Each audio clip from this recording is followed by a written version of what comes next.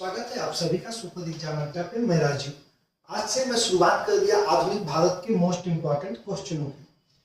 20 question मैं इसलिए नहीं लिया कि प्रश्न बहुत ज्यादा हो जाएंगे और जितना डीप मैं आपको समझाने वाला हूँ वो एक लंबा टाइम जाएगा, क्योंकि इतना डीप अभी तक यूट्यूब पे एक एक प्रश्न को कोई नहीं समझाया होगा। ये गारंटी के साथ शुरू करते हैं अपने पहले प्रश्न पे। आधुनिक भारत शुरू हो चुका है जो बच्चों को सबसे ज्यादा टफ लगता है। पहला प्रश्न हमारा क्या है कि डाक डाक में, आधुनिक भारत का पहला प्रश्न है कि डाक डाक में इंग्लैंड की रानी को भारत की महारानी घोषित किया गया था। इसमें आपसे टाइमिंग पूछा है। 1787 है, 1877 है, 1876 है, 1867 है। इसमें आपको बताना है कि कब घोषित किया गया था। अब आपको अगर मैं पूरा डीप आंसर समझाऊं कि इसके अलावा कुछ भी आए तो आप समझिए कि उस समय वायसराय थे लॉर्ड लिटन। बेटा कौन वायसराय थे? लॉर्ड लिटन। और लॉर्ड लिटन की जो टाइमिंग थी वो थी 1876 से लेके 1880 तक। 1876 से लेके 1880 तक। और 1876 में एक अधिनियम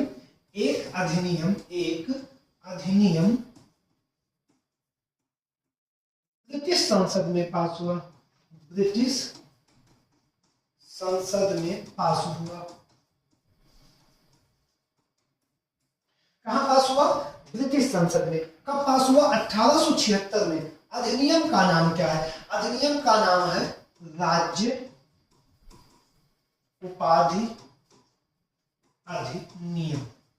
इसी को हम कहते हैं रॉयल टाइटल बिल। इसी अधिनियम को हम कहते हैं रॉयल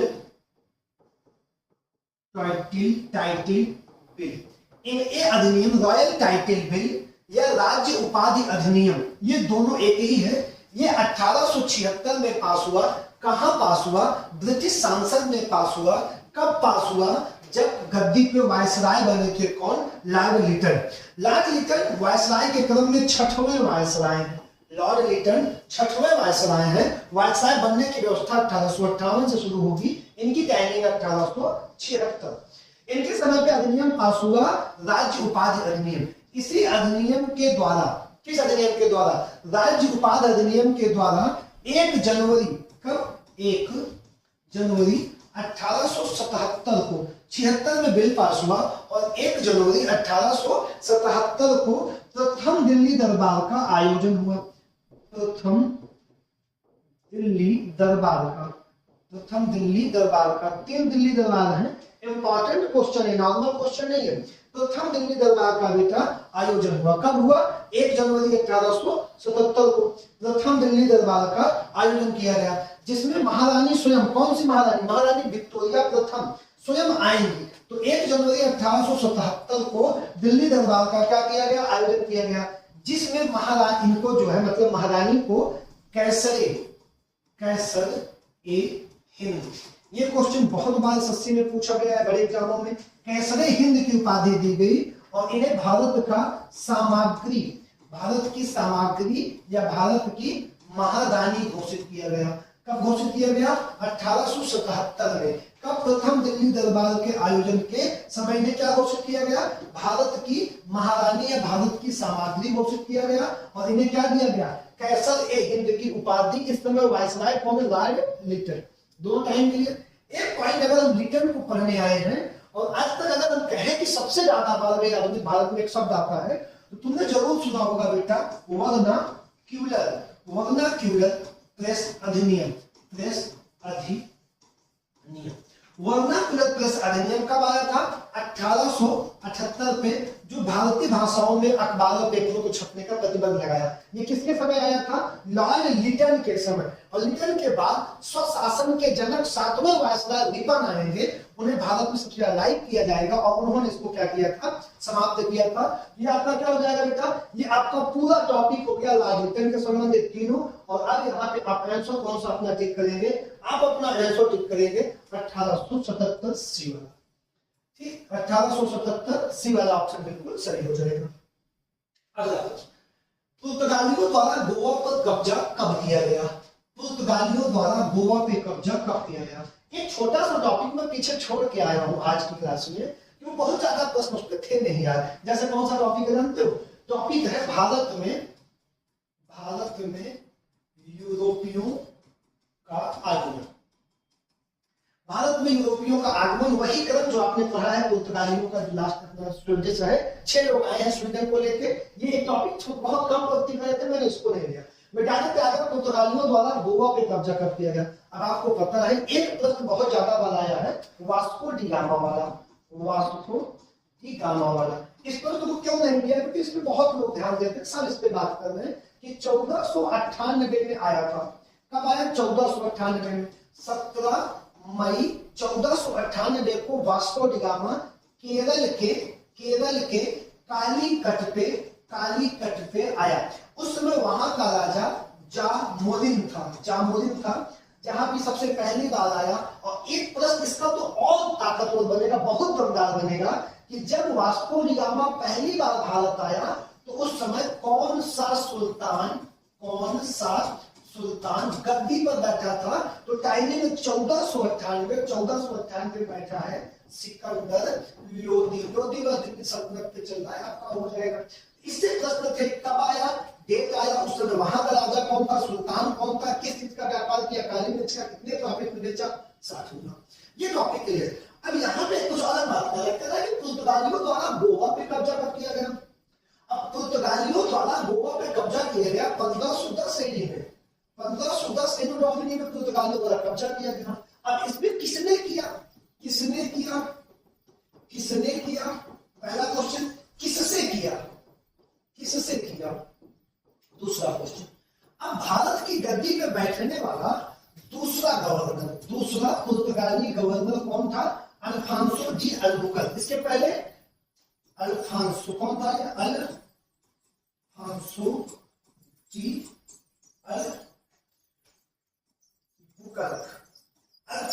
अल्बुकर्क पुर्तगालियों का दूसरा गवर्नर था। इसने जो है बीजापुर के शासक क्या नाम था? यूसुफ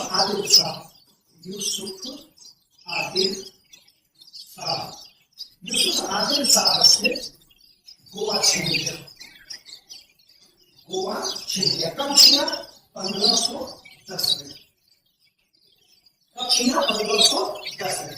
आपसे किसी पे कमेंट करो कि पुर्तगालियों द्वारा आया पहला गवर्नर कौन था, या कमेंट करके बताओ किसने पुर्तगालियों द्वारा आया पहला गवर्नर कौन था। दूसरा कौन था? अल्फांसो डी अल्बुकर्क हो जाएगा आपका दूसरा। और ये है 1510। पुर्तगालियों ने भारत में सबसे पहले व्यापार प्रारंभ किया और सबसे लास्ट में गए 1961 में। 1961 में किस आंदोलन में? गोवा मुक्ति आंदोलन में 1961 में इनको हटाया गया। और सबसे पहले कब आए थे? सबसे पहले आए 1498 में द्वारका आरक्षण किया। अब याद है भारत के पूर्वी का ये भारत का पश्चिम था। सबसे पहले केरल के पूर्वी को पुर्तगाली ने कब्जा किया। सबसे पहले पुर्तगाली ने गोवा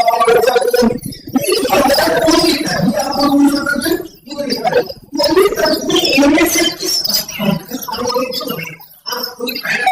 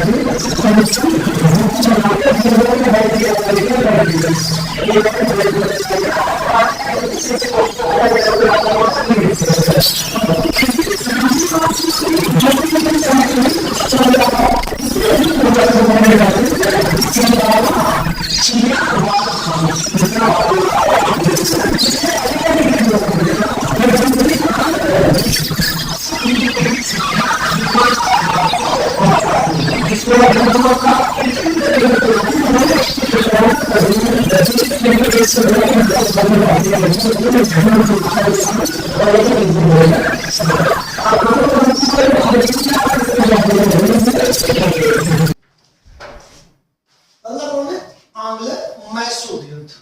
अब आंग्ल मैसूर जो बेटा युद्ध है, आंग्ल मैसूर युद्ध।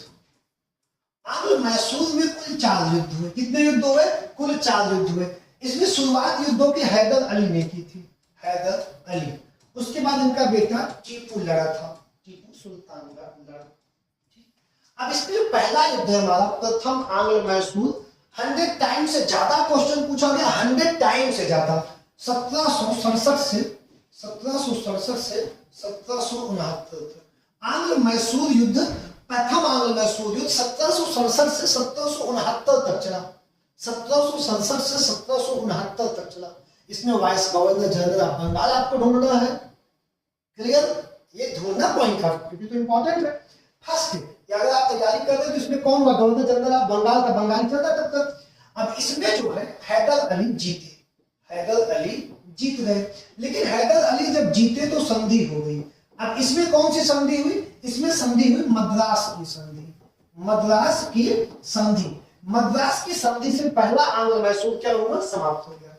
अब दूसरा आंग्ल मैसूर शुरू होना था, सेकंड आंग्ल मैसूर, द्वितीय आंग्ल मैसूर। द्वितीय आंग्ल मैसूर चला 1780 से 1784। 1780 से 1784। बेटा इस युद्ध की लड़ाई की शुरुआत किए थे हैदर अली। कौन किए थे? हैदर अली। लेकिन ये बीच में घायल हुए, इनकी मृत्यु हो गई, घायल हुए और इनकी मृत्यु हो गई। इसके बाद इसी युद्ध को संभाला टीपू सुल्तान ने, टीपू सुल्तान ने। जब युद्ध को टीपू सुल्तान ने संभाला तो ये भी जीत गया, टीपू सुल्तान भी जीते, टीपू सुल्तान भी जीते। और जब दोबारा अंग्रेज हारे तो इन्होंने इस युद्ध में कर ली मंगलौर की संधि, मंगलौर की संधि कर ली। मतलब क्या कर ली? मंगलौर की संधि कर ली। अब तीसरा युद्ध शुरू हुआ इनका। अब अंग्रेज 2 युद्ध हार चुके थे, 2 बार संधि कर चुके थे। अब वो मजबूती के साथ आए ना, रणनीति तोड़ के। इन दोनों में टीपू और हैदर क्यों जीते? क्योंकि इनके साथ जो लोकल के राजपट थे उनका साथ था, जैसे मराठा का, जैसे हैदराबाद का, निजामों का। लेकिन अब अगले तीसरे में अंग्रेजों ने मराठा को भी तोड़ दिया है और हैदराबाद के नवाबों को भी तोड़ लिया।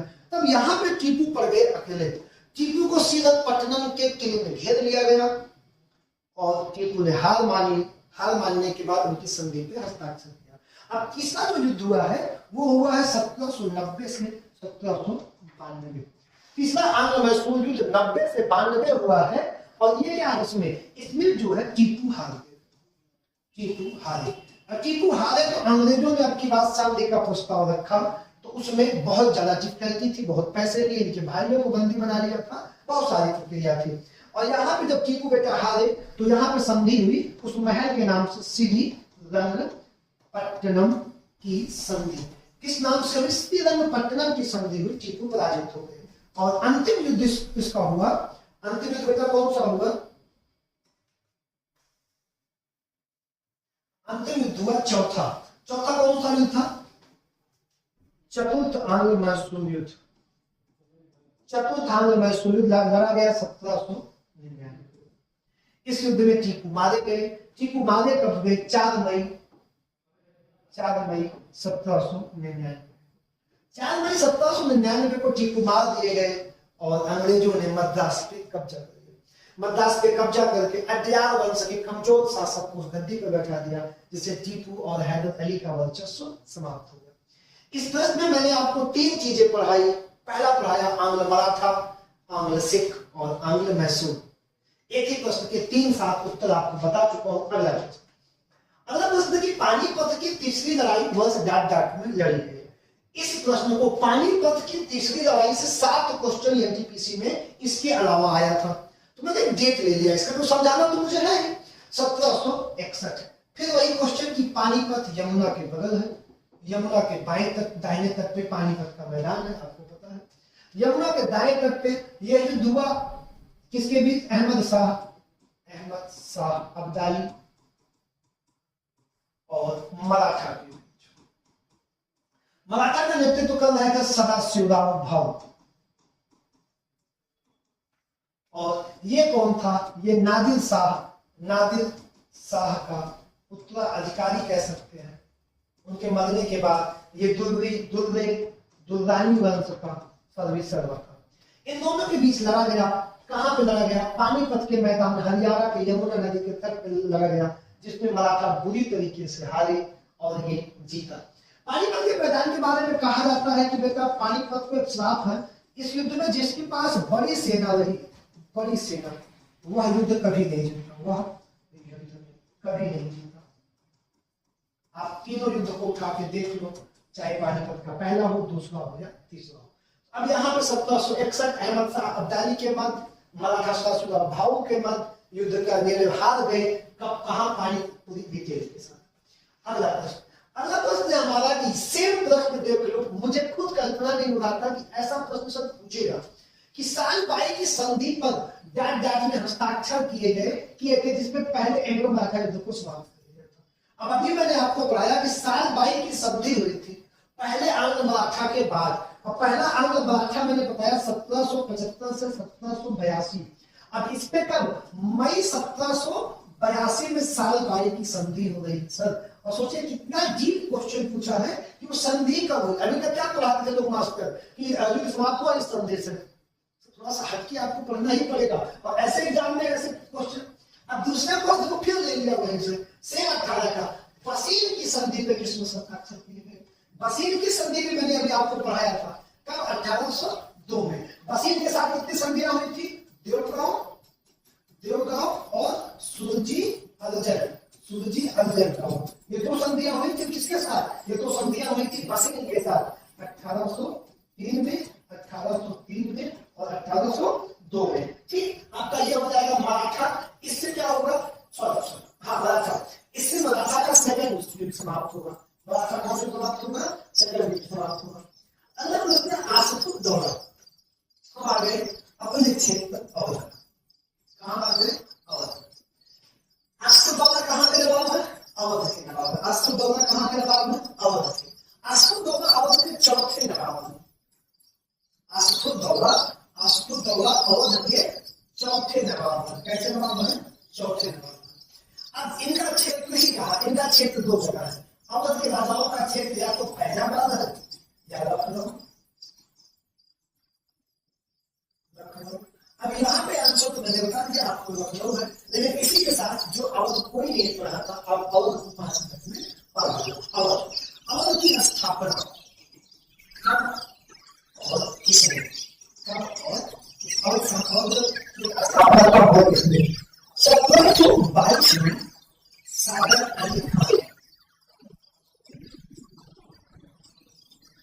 सादर अली खान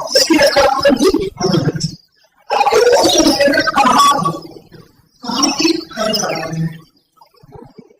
हैदराबाद में। 1722 में हैदराबाद और 1730 में 1730